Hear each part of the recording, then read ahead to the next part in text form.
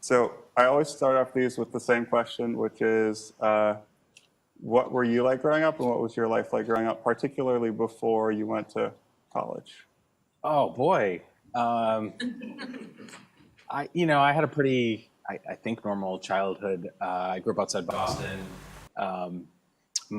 Both of my parents are Greek, and my grandparents were all Greek immigrants.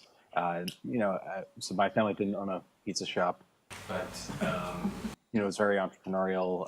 My dad ran his own accounting business and had several different things. So I think both my sister and I were exposed to kind of entrepreneurial stuff at a pretty young age. And I think our parents always tried to instill in us sort of a belief that nothing was really impossible. And I know my wife has sort of felt that we both, sort of feel that there's not really any barriers that you can't kind of break down. But at the time, we didn't realize any of kind of that stuff. I'd say it's more in retrospect. Definitely, I think there was, especially like my mom expected a lot of us. Did you have experience working at the family business or at your dad's business, or starting ventures earlier on or in high school? I think there were sort of little stuff that we did. Definitely, I had sort of like jobs and whatnot at a young age. But for whatever reason, I always just sort of looked at like opportunities whenever they came about. But I wasn't sort of running around selling, T-shirts or something when I was a kid. But I think at a pretty young age, the kind of after high school, the internet started to get to sort of a formative point. And, it definitely seemed like there was a lot of opportunity there. And I'd say that for me was sort of the entry point. It took me a couple of years as like a 18-year-old, 17-year-old trying to like raise money to start an internet company. And people were like, no, you're crazy. So I think from a pretty young age, both myself and I've been fortunate to work with sort of the same group of core group of about 10 people since I was 19 years old. And so, we started working and trying to figure things out. So were you at university when you first started trying to raise money to start your first company? Yeah, I was. I literally was like my second year in college. So, and we went to all the stuff which now seems like stupid, like going to banks and talking to all sorts of places. And we weren't very successful at that. What actually got us going was, I think it was Capital One, like back in, is that still a place? Yes. Okay, so Capital One just like mailed me a credit card with a $20,000 limit. And we were like, holy cow, we could do something with. Yeah, Capital One just invested in you. Yeah. So we went and bought like a couple of servers and a few other things, like a router and whatnot, maxed that out, and found some other folks that were sort of early in the internet and kind of understood how to do early marketing and community building, and built one of the first web hosting companies anywhere. So this was late '95. So for those of you who are old enough, like people didn't have internet at work or at home back then. Maybe you had sort of like an AOL dial-up account or something, but it was, pretty crummy. So what we saw was, it seems funny now.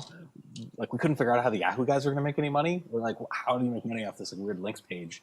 But we knew that someone would have to pay for the infrastructure, and it seemed like there was a lot of momentum there. And so that was something that felt like a more deterministic way to, have a business and grow from there. And we ended up building that into 10 data centers around the world. Ended up selling the company. But largely, it was a funny time. So one of the things that changed when the internet crash happened was prior to the internet boom, like nobody knew anything. Everything was just going quickly. No one asked like how many people worked at your company, or, did you have any funding? Yeah. No one asked any questions. So I remember I just called up this like executive at Sun and said, geez, see you're launching this e-commerce platform. Do you need anyone to host and manage that for you? And they was like, oh my gosh, you could do that? He's like, I'll call you right back. So 2 minutes later, he calls back, could you do that globally too? We're like, yeah, sure. We'll figure it out. So we did that. We ended up doing a lot of work with Netscape as well. And I think really at that time, it was the people who developed knowledge on how to build, kind of large scale networking were in short supply. Yep.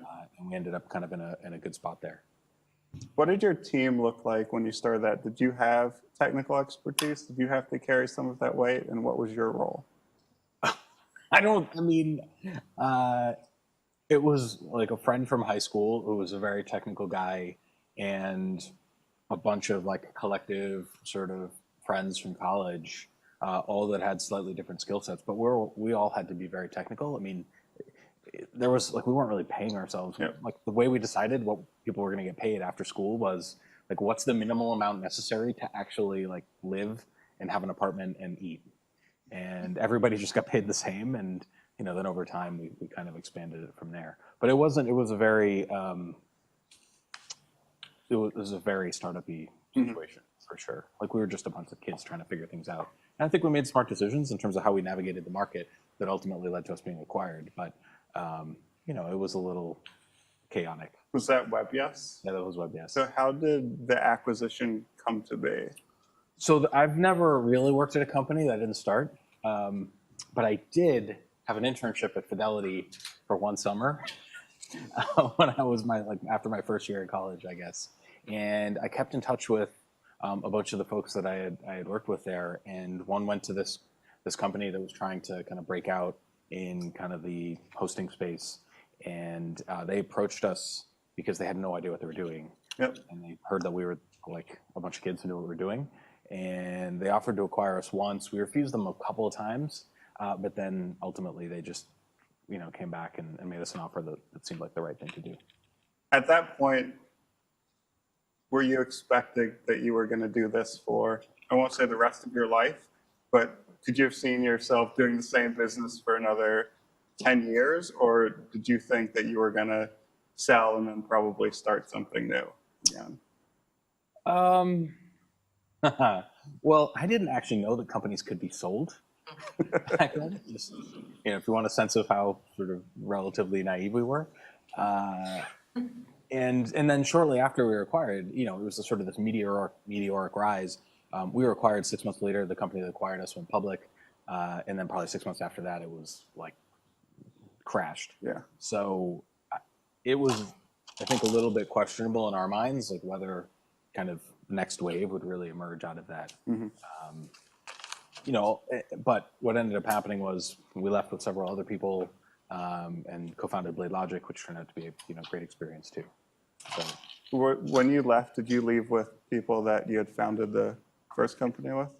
It was kind of, I'd say the founding team was a different collection of people, but then I'd say all of the people that we'd worked with before came in kind of the first early wave of people. So real quick before moving on to Blade Logic, you had a brief stint then after getting acquired that you were working at somebody else's company? Yeah, it was a place called Breakaway Solutions in Boston. How was the experience not being a founder, even if you were sort of running your business? Oh, it wasn't that great. I'm not a very good employee. It's not really cut out for that sort of thing. So it was actually an interesting experience. I think we worked with some really smart people. It was very fast moving. I mean, when we were acquired, we were maybe, 20 people, and we were we brought the company up to about 100 people. Yep. 8 months later, it was 1,200 people. Wow. I think to go through something like that is, pretty interesting. Yeah. So I think we saw a lot of stuff. It was very fast moving. We were all very engaged, and there was a lot happening. So I think to kind of get that experience and sort of witness like very fast growth and scale sort of emerging was instructive, like later for sure. But I think overall, definitely to not be in a position to have influence over strategic decisions. Yep. Something that never really sat that well with me. Yeah. Just touching back on you saying you're not a good employee, is that? There's precious little evidence to support that, but do you think that's in any environment? Like, could you work for you? Or do you see people that look like you that you say in some environments you can succeed, or you probably need to go be a founder because that's the only thing that's going to make you happy? I mean, I'm not insane or anything, so I think there's probably some formula that could be, at least I don't think I am. I think there's some formula that would be all right. But I think for me, it's less about like a particular role or status and more about, I think one of the things I'm most skilled at is just sort of strategy and strategic thinking. I think having the ability to kind of make decisions that lead to, business being on a certain trajectory or not, that's like the thing I feel most comfortable with. And I think when someone else is directing that and you're sort of trying to implement their strategy, to me, that's not so fun. So whether you're sort of the person running the company or whatever it is, I think sort of the founding team and the people who are leading strategy in whatever form that takes over time, to me is the important thing.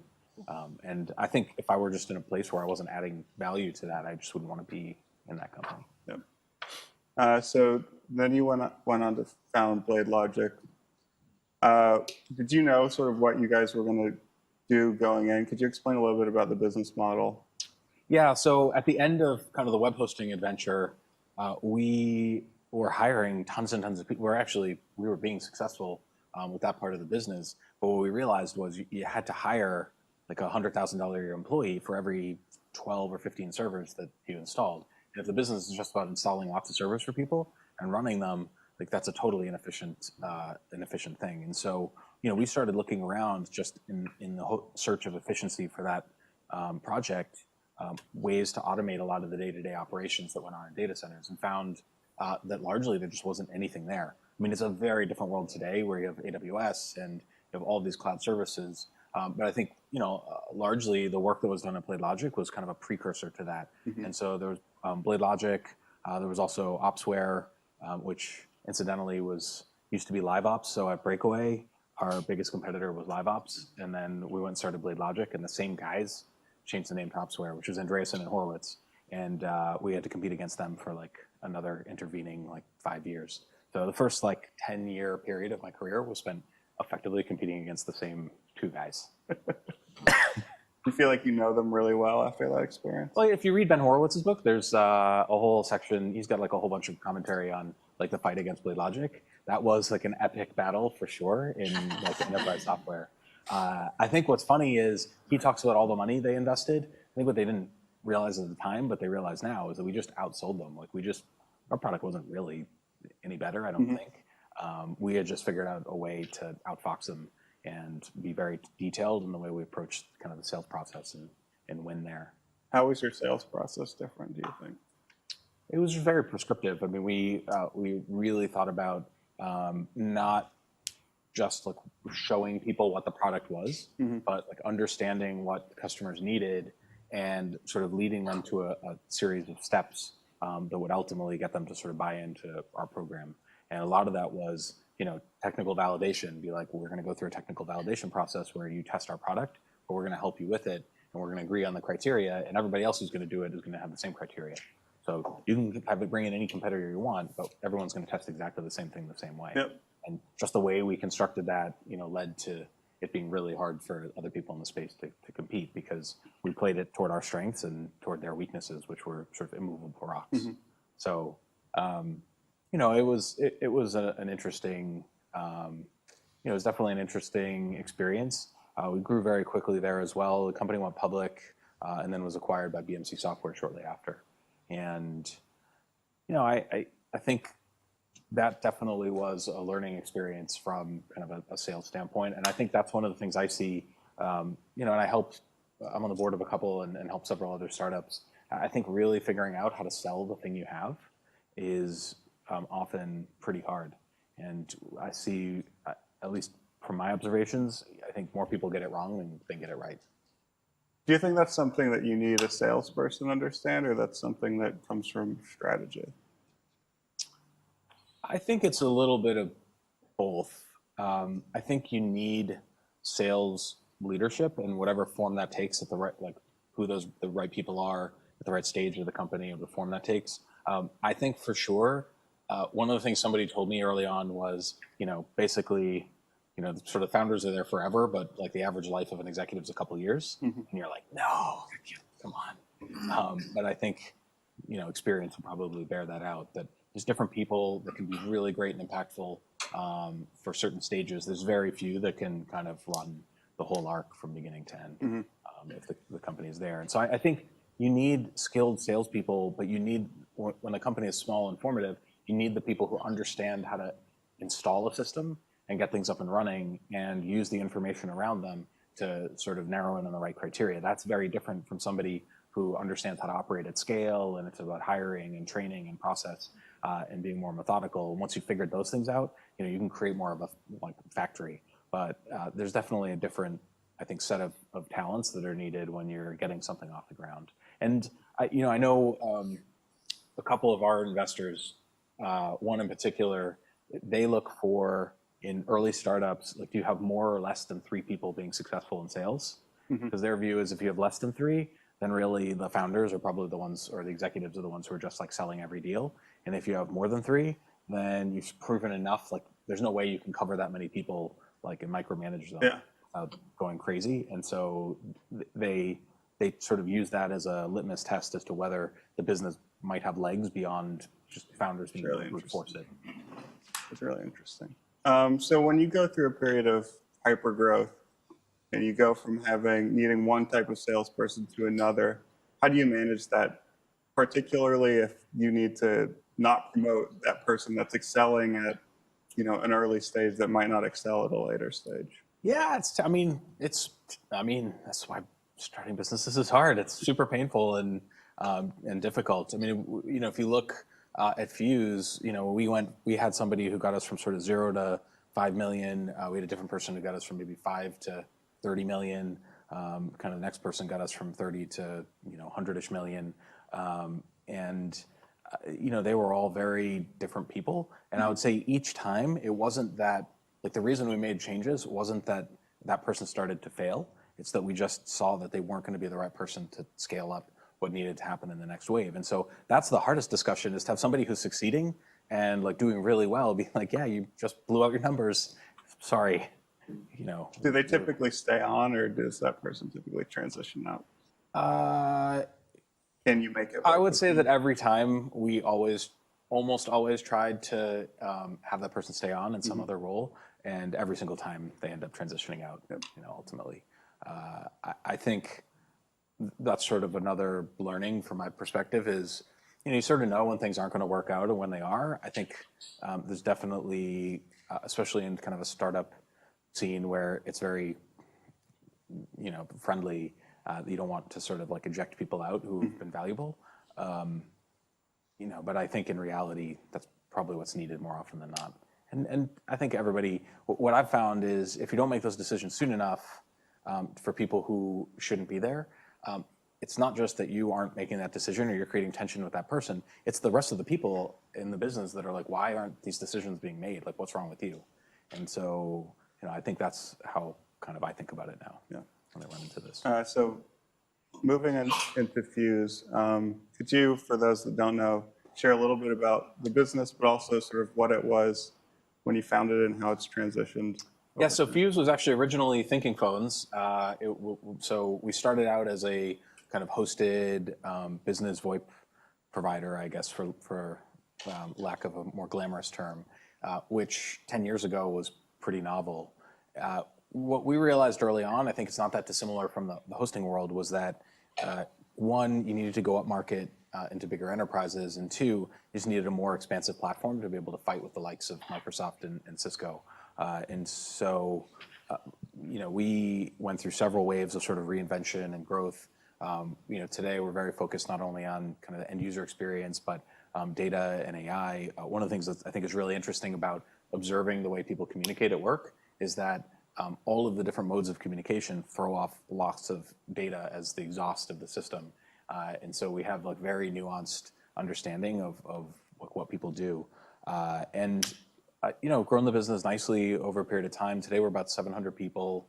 We have 1,500 enterprise customers around the world. About 40% of our new business originates outside of North America. It's about a third of our workforce is outside. We're based in Boston. And yeah, we've raised about $330 million, and probably raise a little bit more en route to likely IPO early next year.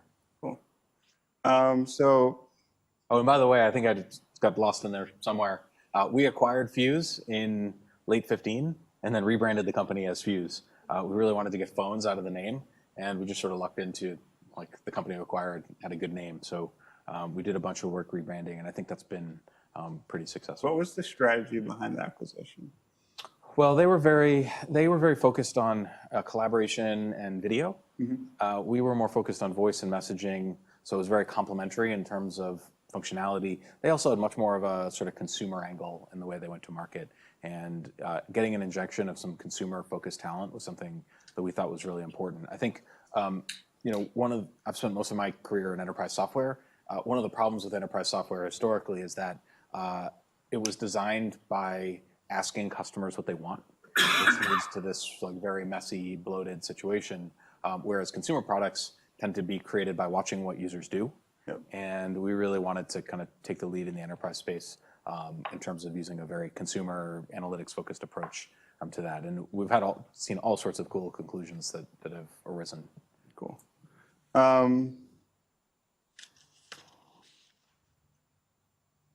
So in Fuze, you've sort of had a longer cycle than you have at your previous two companies. It's like half my adult life. Is that part, do you think to some extent you've been waiting for the marketplace a little bit to catch up with unified communications as a service? Or do you think it's more where you are in your life and looking to sort of grow something longer term? I wouldn't put like the philosophical spin on it. I don't think if you had asked me 10 years ago that it would take more than 10 years to like build the business to where it is today, I would have thought you were crazy. So I think what ended up happening was we were just a little bit early to market, and it took a few years longer for the market to sort of spin up. It actually ended up being a net positive for us because we had time to sort of build and vet out our platform. And then 2008, 2009 were really bad years, and so that was I think definitely a net stall for transition to the cloud.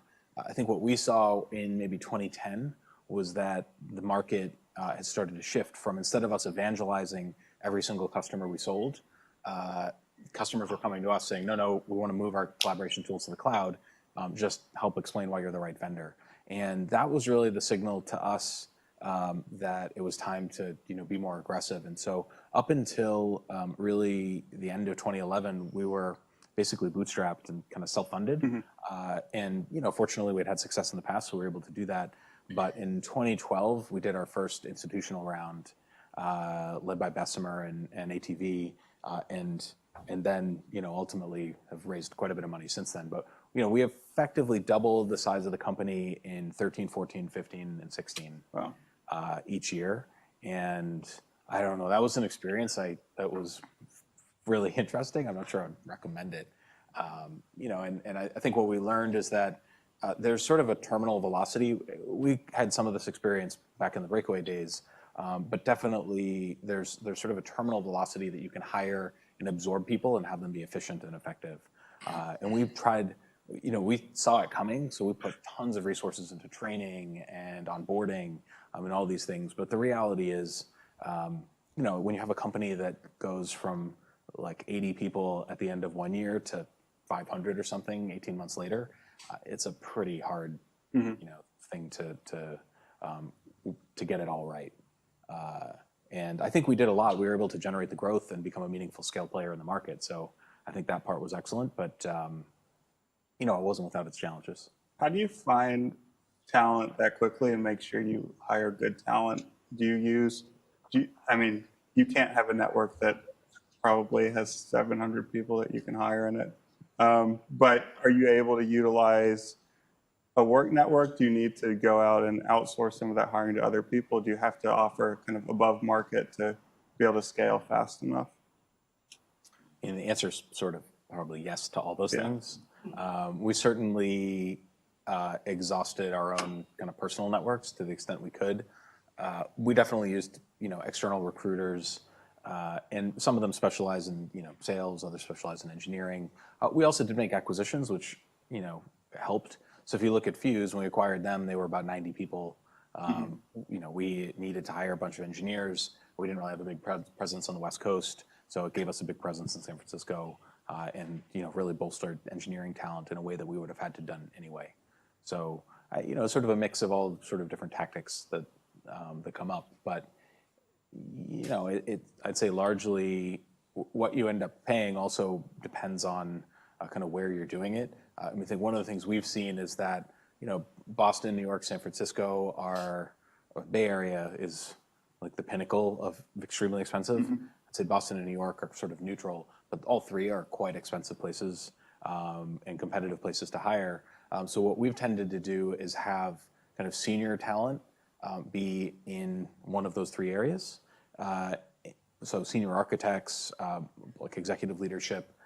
But if you look at it from an R&D standpoint, a lot of the real like hard work happens in Ottawa, where it's been a great environment for us. There's a lot of experienced people. Also, the Canadian government's very aggressive with R&D tax credit programs, so it's very cost effective on a net basis. And then we've built a big organization in Portugal as well. So we do a lot of our R&D work there. And so we've always tended to think about it as there are certain people that just have like undeniable domain expertise and can help advance the cause really quickly.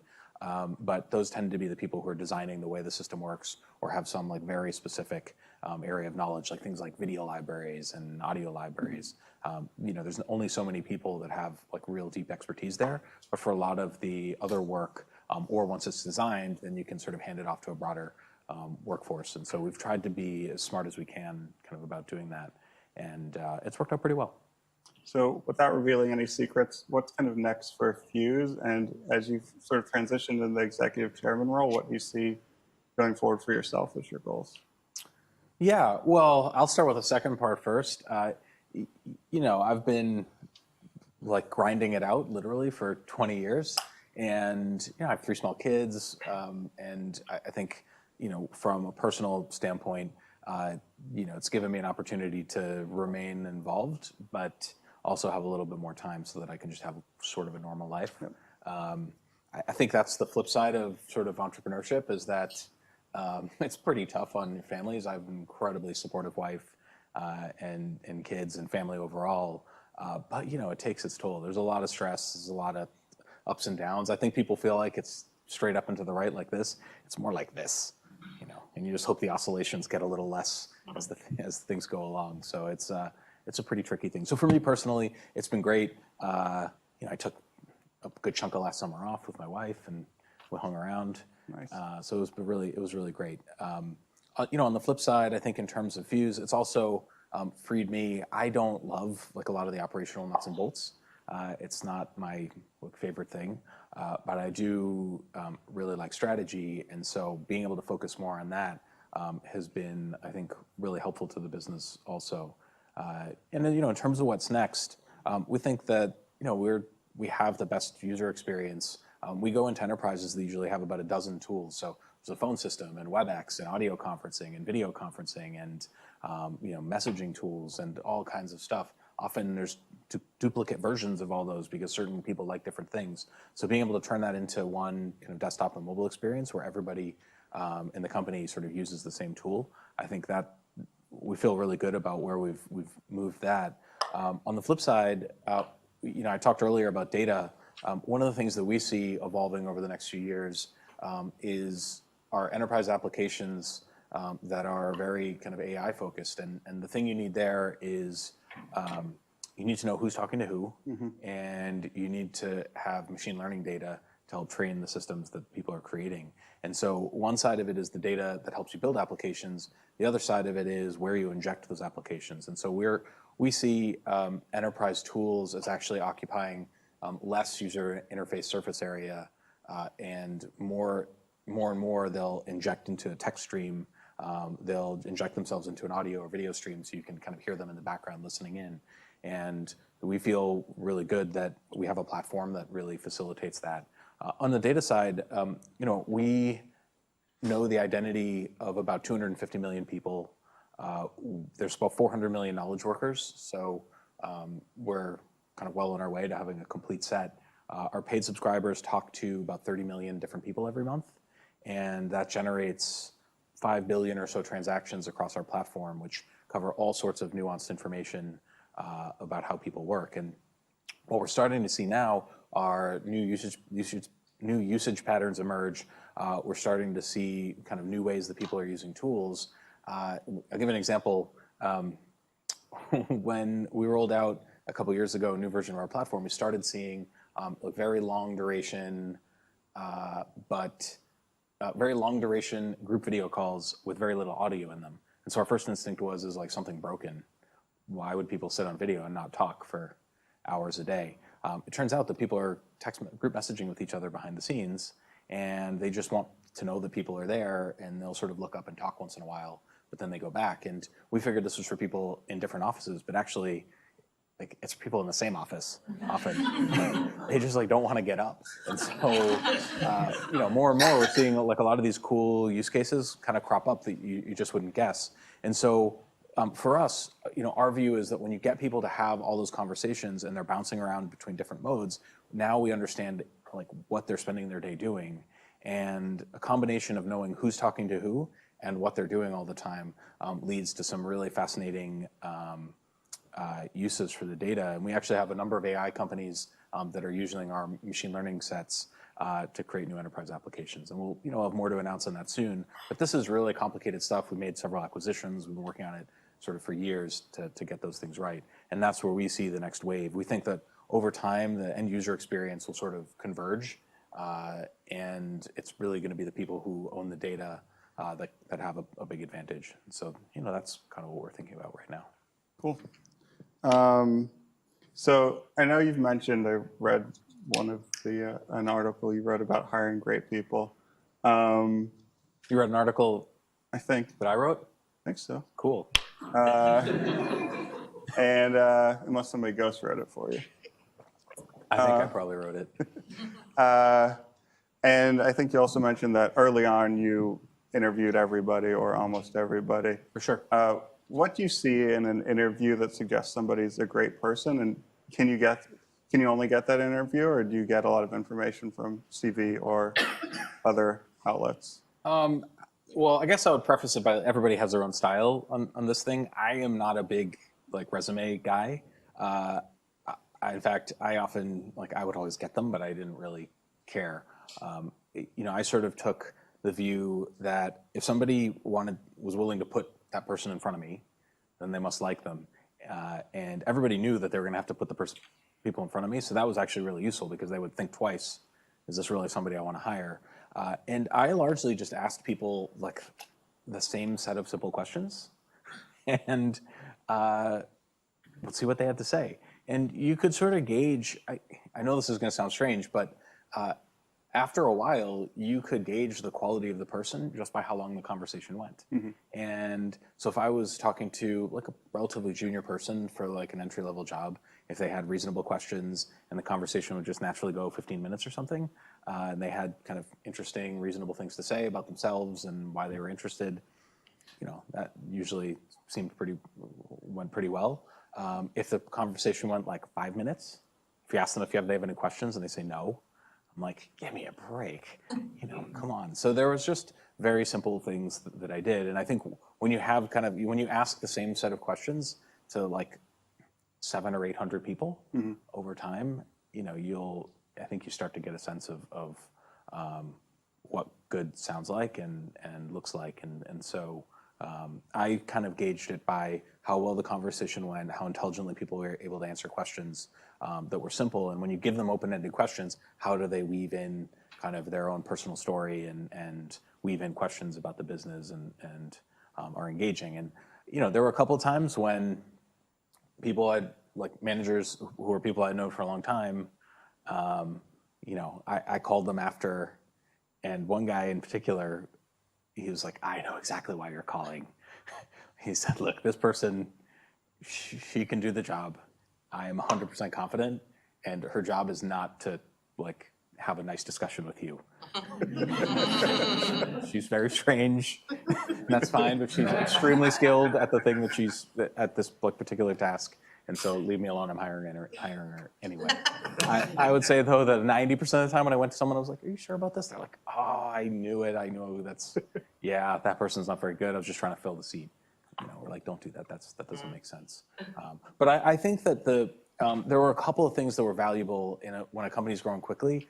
I found interviewing everybody to be really great until it just got to be too much time. to reasonably do it. And I think we did it up through about 500 people. And in the end, it was a lot of work to do. But two things I think were really important. One is that when the company is growing fast, not only is it growing faster and you're adding a lot of people, you're also promoting first-time managers pretty frequently. And I think one of the things that you think about when you think of a manager is obviously somebody who's sort of mentoring and kind of giving responsibilities to people. But the other thing managers have to do is take the information they hear from above them in the company and filter that down and communicate it to people. And I think what we found was, that started to become a disconnect point. And I think, one of the things that was good about people just hearing from me is they knew what the company, we knew what we were doing, we knew what the vision was. They understood like the vision and the mission and really why we were doing what we were doing and how we thought about it. And I think as those people went down and became managers, they could take some of that with them. And it turned out to be really good. I think on the flip side, it also is just a good vetting process there. But and I think lastly, it just gives people a personal connection to the founders, which is nice. I think it made it feel like a more personal place, and that both myself and Derek cared a lot to talk to so many people. And we got that feedback very frequently that this was a very competitive environment. There weren't a lot of other companies or any other companies where the founders took time to talk to the people coming in. Any questions? I'll let you think of some questions and I'll ask a couple more. Oh, Bruce, thank you. Fascinated by the trend or the new use of technology, the screens, and people not talking. Can you speak to any other usage patterns that stood out? Well, the other one is that we've learned over time that every discussion is a meeting. It's just that a lot of meetings are with two people and some are with more than two people. So, the way we've sort of, I guess, rationalized the way people work is that, there's sort of these arbitrary lines that have been drawn between whether you're talking to somebody inside or outside your company and whether you're talking one-on-one or in groups. And the second kind of, I'd say, area is how old you are. And so one of the things that we've thought a lot about is inclusion and how you allow older workers and younger workers to just communicate in a reasonable way. And one of the things that we see is if you draw it loosely, I'm not trying to single anybody out, if you loosely draw usage patterns along age, younger people tend to like video and chat, and older people tend to be used to calling people up and talking to them more frequently. I know I always had a phone on my desk and would call. I don't have a phone on my desk anymore. But what we also saw was that a lot of the new tools that were coming out, so things like Slack, tend to only get deployed to maybe 25% of the work population because it tends to focus on sort of the product and engineering teams. And the more we dissected that, the more we learned that you end up with these situations where sort of the cool kids communicate in one way and then everybody else communicates in a different way, and those people don't really cross paths very effectively. And so we've spent considerable resources making it so that even if a bunch of people are dialed in on they're having a cool video chat and messaging with each other, you can still dial in from your phone and have an old school dial in and code. And we even have done all this work to make it really familiar relative to the way other systems work, so that at a minimum, everybody has a lowest common denominator way of talking to each other, and so those meetings can happen the way they need to. And then what we also look at is how do you move people kind of away from the behavior they're used to subtly, because it can't just be about copying kind of the same thing. And so for us, it's how do you get the person who refuses to do anything but dial into a conference bridge to get onto video and use their laptop instead of using a phone on their desk and those sorts of things. And so I think what we've found is there are ways to do it, but it takes time and you have to be sort of thoughtful about it. But one of them is we've created just a much better experience around audio and video. So it just sounds better if you use your laptop and talk to people that way versus if you use a phone or use your cell phone to dial in. And what we find is that 80% of the time, once people use our clients once for the meeting experience, they use it all the time after that. And the average user spends about 6 hours a day in our tools. So there's, How much better is the sound quality versus a phone? it's better, but also you're able to see content, and you're able to message and the sharing. So what we find is that because the experience is just simple and better, it's just easier. Like as an example, if you walk into a conference room, this is one thing we learned, is that people don't like to touch anything, and the conference rooms are largely screwed up. So the first 10 to 12 minutes of the average meeting is spent just figuring out how to like rig stuff up. So in our world, you walk into a room, you open your laptop, whether you're gonna have anyone dialing in remotely or not, doesn't matter. Like every meeting is scheduled as a Fuze meeting, and you can fire up that room from your laptop. You just join the meeting, you type in the room, and it turns the room on automatically, so you don't have to touch anything. And then you can use that to share your screen. And if there's people who happen to be working from home or whatever, they all connect in. Like every room has video in this. So those are as you create those experiences and make it simple and reduce friction, people just use it more, and they tend to drift away from the old patterns. I mean, look, there's some people that you'll just never convince, but we watch really carefully to see kind of how those trends go. And I think we've been pretty successful at at least migrating people in that direction. Sure. Oh, I'm sorry. I saw his hand first, but we can go here first. If there's a mic button on your, I don't know if there is, please press it so it gets picked up for the recording. Thank you. This may take a while, Nick. I'll just ask a question. How do you approach strategy development? Like, how do we just think about that process? Who's involved? What's the conversation? Do you bring outsiders in? How do you think about technology 10 years out, this sort of thing? Yeah, well, I would say, technology 10 years out is an awful long way. So I just don't think that far out. Maybe I'm not enough of a visionary, but I think we try to think in terms of chunks where, maybe 5 years is the outside, and, beyond that we might have big thoughts, but, we're not that concrete. Obviously, next quarter is known, and the next probably several quarters are known. So, when we think about strategy, what's going on right now is the manifestation of whatever the prior strategy was. And, then when you get more than a few quarters out, you're thinking about like what's going to happen next year, what's going to happen the next several years. I think the data strategy that I explained is like an example of long-range thinking. And that's something we started about 5 years ago, and it's just sort of coming to fruition now. Required acquisitions, hiring, like re-architecting of a lot of parts of our platform. But I'd say the way we think about it, it tends to, I'd say, often start with me or our CTO and my co-founder. We'll just sort of look at what we see happening in the market, look at where we see kind of what trends we see going on, and we sort of synthesize the information we see about different things that we're working on. Also, we look at trends in the consumer world, look at trends outside of our own direct business, and just try to infer where we see the world going. And from there, we tend to have kind of a bit of an iterative process where, I often will go hunt around to the product people or to engineers and just kind of ask them what they're doing that might be related to that. And we typically will also create kind of a storyline. And so part of it's, sort of circling around internally and externally. So for us, that would be people like analysts and other trusted third parties that we go to and sort of constantly vet and evolve. And so, I think toward the end of last year, we went through kind of a wave of strategy work, and it was really iterative like that, where, kind of laid out the first draft, shared it with people, took the presentation, got feedback, and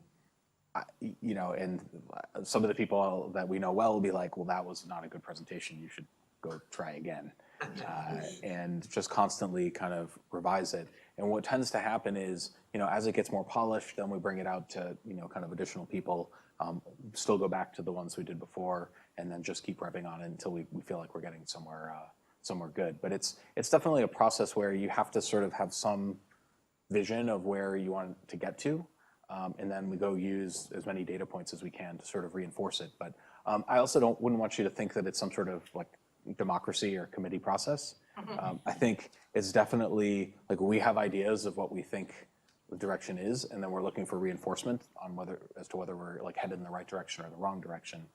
But I think it's important that, at least for me, it's always been important that you sort of stick to your kind of stick to your guns in terms of what your instincts tell you is sort of the right way forward. But we ultimately want to get it to a point where there's a presentation that we can explain. We'll often record it. We'll go through, see what the feedback is, present it to the company, maybe revise it after that. And then from there, once we feel that it's locked down, then there's like a whole process that goes on underneath where the product people have to ingest it and decide how that's going to inform what they're going to work on in the future. The sales team has to, get materials and trained and understand kind of what each component is. And so there's sort of a whole process flow that happens below it. But we want to create the raw material that people have so that they can, understand, how we're positioning ourselves in the market. Thank you. Given that data is such a hot issue today with Equifax and Facebook, et cetera, Yeah. do any of your 5 billion transactions, conversations, do they stay in your platform or they just flow through, or how do you secure it? Yeah, security is a complicated topic, especially when you have users in different parts of the world. There are obviously, Europe is not really one place. It's a bunch of countries. Germany has different requirements than others. It's obviously the is it GDPR? GDPR, yeah. Sorry. That just is sort of coming into action now. So one of the things that we've had to think really carefully about also is when you think about people's identities, like what information do you know about somebody? It turns out, first of all, there's tons of public information about everybody. LinkedIn, Facebook, people are much more cavalier with their data than I think they perhaps will be in the future. Then there's enterprise data that needs to be accessible within the enterprise but can't be shared outside of that domain. And then there's personal data which needs to be handled separately as well. And so what we look at is sort of it kind of flows. We want to make sure that information flows so that everyone can share public data. But as it goes in, further down, like enterprise data doesn't get shared outside the enterprise, and then personal data doesn't get shared more broadly. And so we've done a lot of work around how you architect that. The other is for machine learning, obviously understanding who people are and how they're interacting is important, but anonymizing data is something that we do a lot of, so that you can have a model that makes sense, so that you can create interesting applications, but you don't necessarily need to know exactly who those people are. You just need to know what characteristics they possess so that you can create effective applications. Thank you. Sure. Where would you say your company is in terms of competition with CyberDust? With who? CyberDust, a company by Mark Cuban. I don't know who they are. I haven't heard of them. So, we focus on larger enterprises. An average customer for us is about 1,000 users. And so that tends to mean that they have pretty complicated requirements. And, I'd say it's really the Ciscos and Microsofts of the world that we compete most frequently against. Being a serial entrepreneur, right, you must have worked with a lot of investors. So what do you think are the key things that investors are looking for from an entrepreneur? For top 3.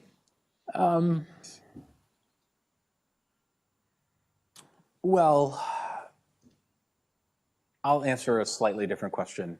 I have been surprised to the extent that investors, even when your company is pretty big, are betting on you as being somebody who will find a way to get done what needs to happen. And so I think they really value founders and kind of the team pretty highly.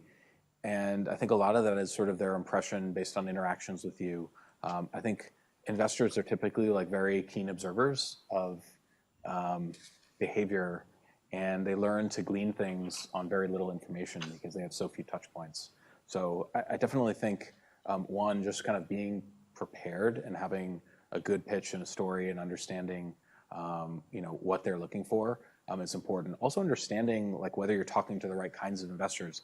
Every time we go out for a round, we think about who the right investors are for the given stage, who the likeliest people would be to be interested. In fact, we tend to prioritize the most likely candidates to the end because if you kind of screw up one of your first presentations, you're better off screwing it up on somebody who doesn't really matter that much, and then getting better so that you hit the really key people at the end when you're really crisp about it, and that's always a process that I've followed. I think the other thing that investors look at for sure is this a good market? Is it really a product like, can this be something big? So I think total addressable market is important. I think that's much more important later in the game than it is at the beginning.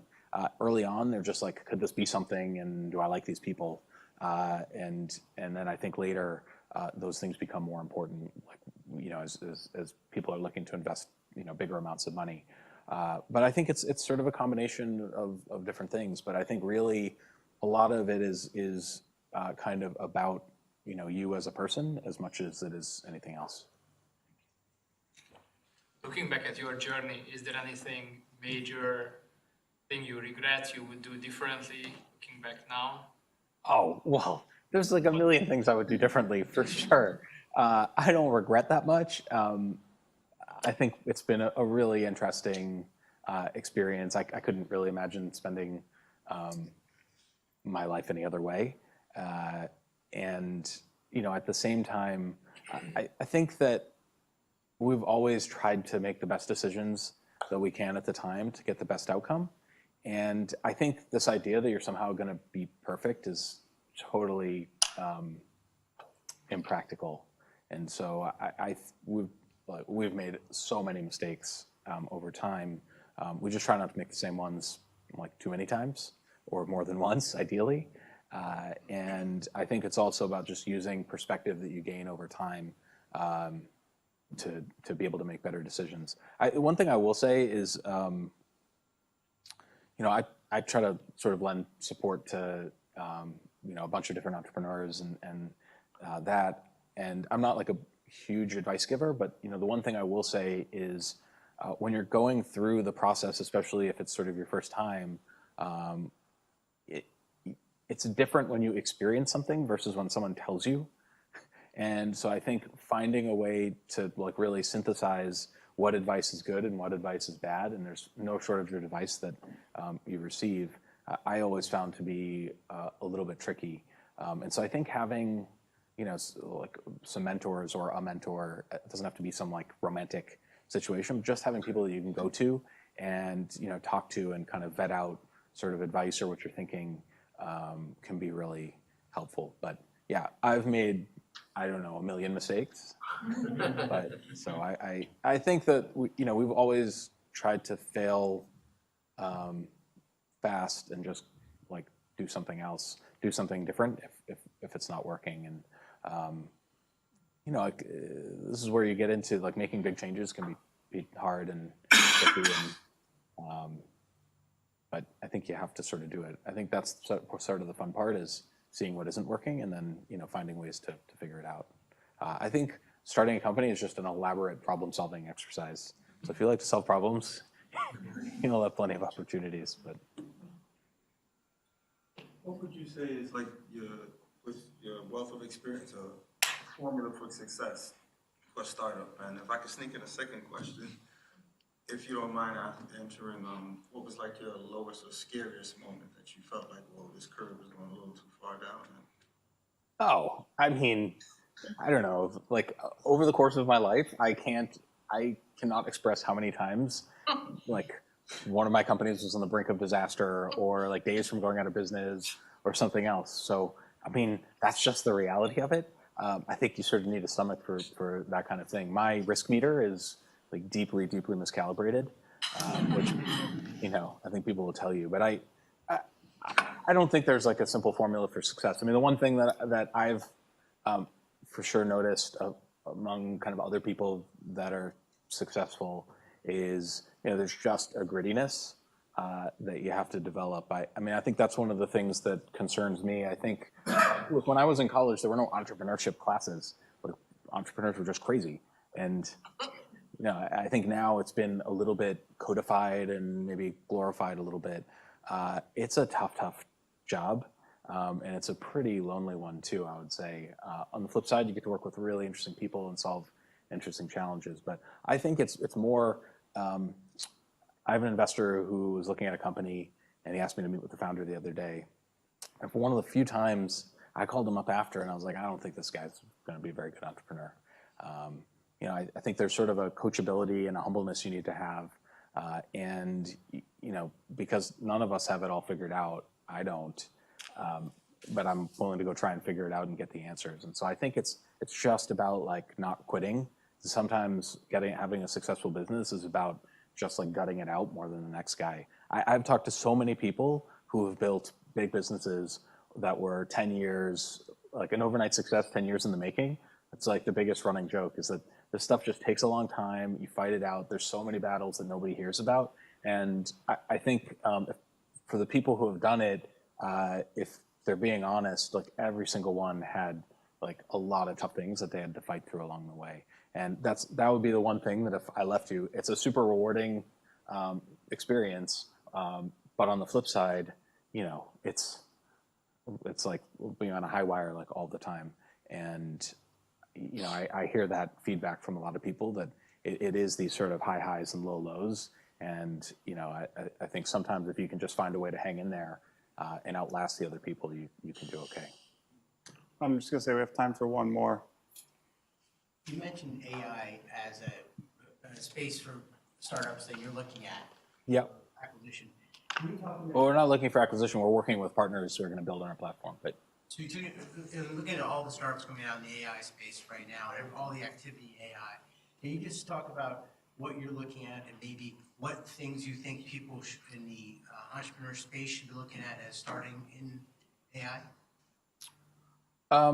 Well, I would look at it more thematically. I think AI is an interesting, you know, space.